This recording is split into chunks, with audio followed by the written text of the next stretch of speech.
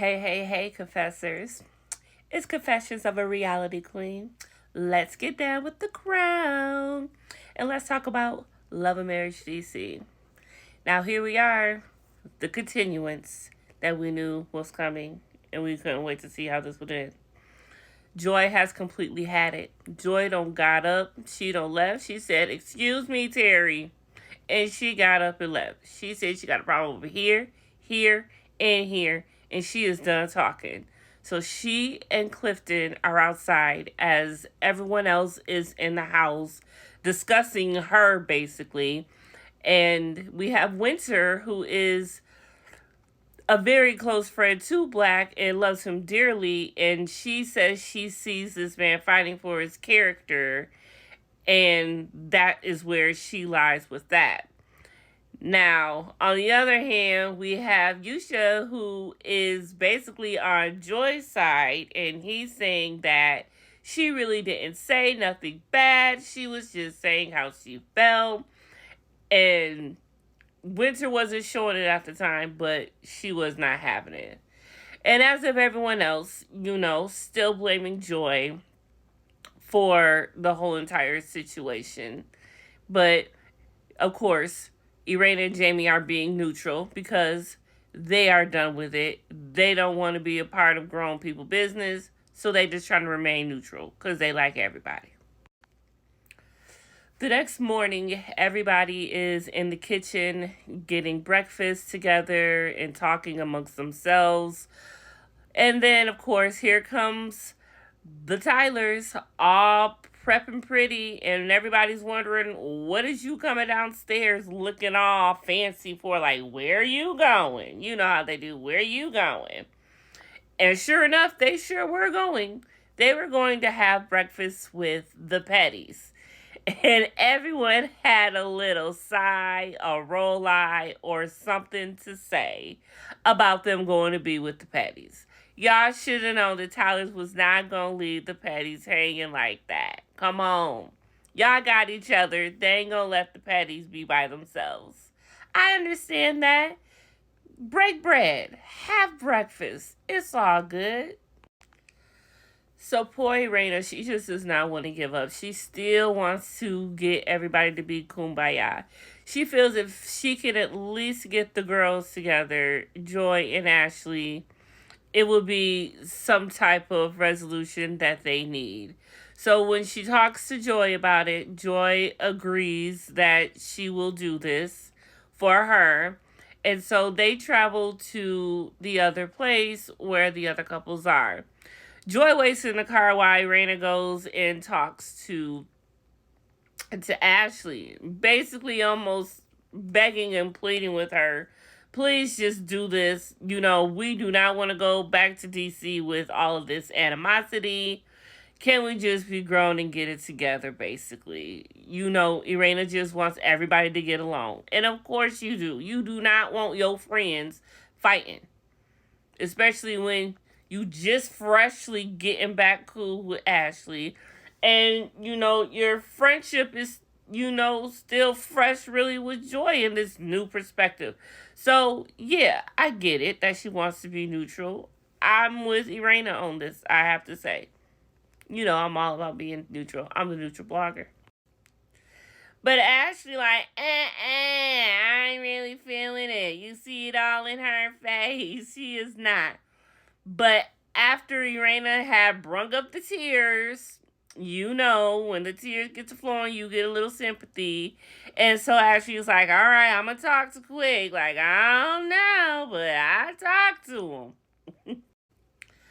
So that whole entire time she was in the car, it was 11 minutes and 23 seconds. So Erana feels like, look, I can't go back out there and then, bring her back in. And then Ashley still ain't talked to Quick. So she decided to stay in there and get her little mani petty, whatever. I didn't see her get her petty, but she was sure getting her mani.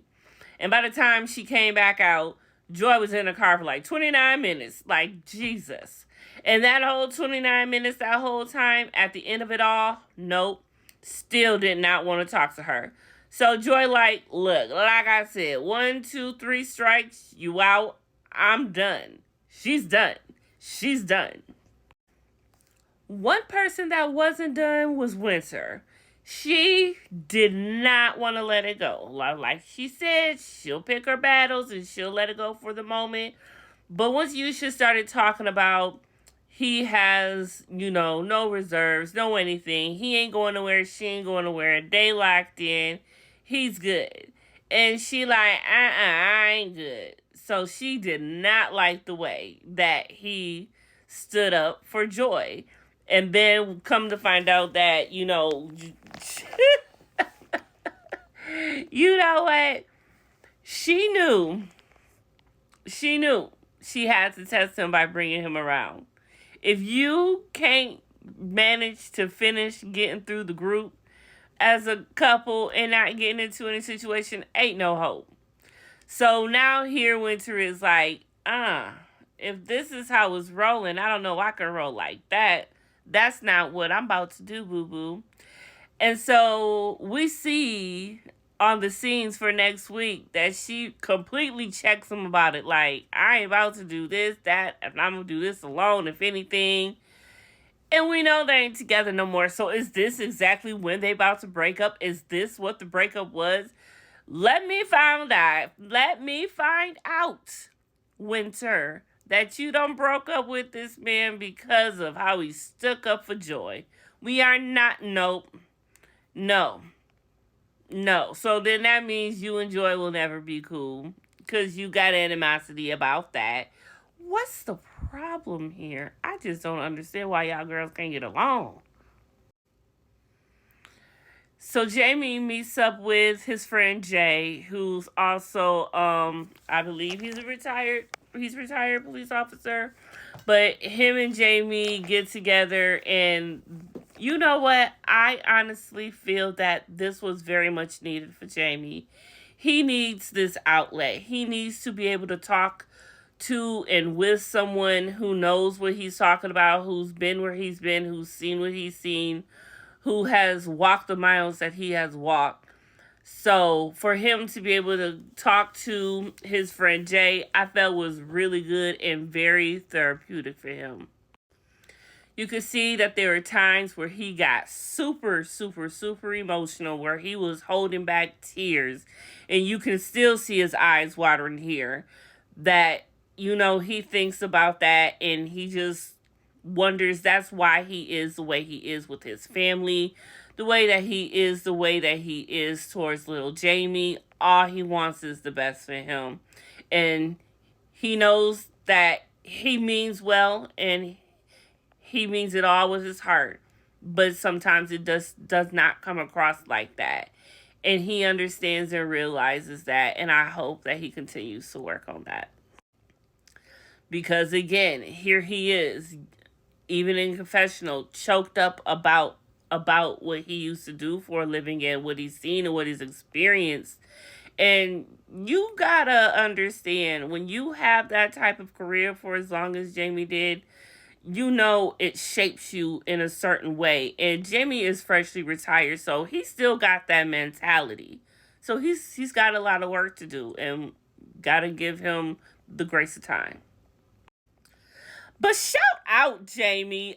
Okay, you looking damn good in your suit. You look. You always knew how to pull off a suit, baby.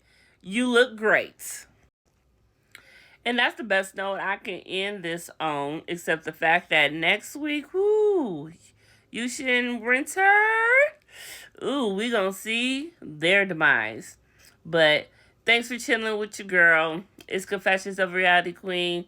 You got down with the crown. Bye.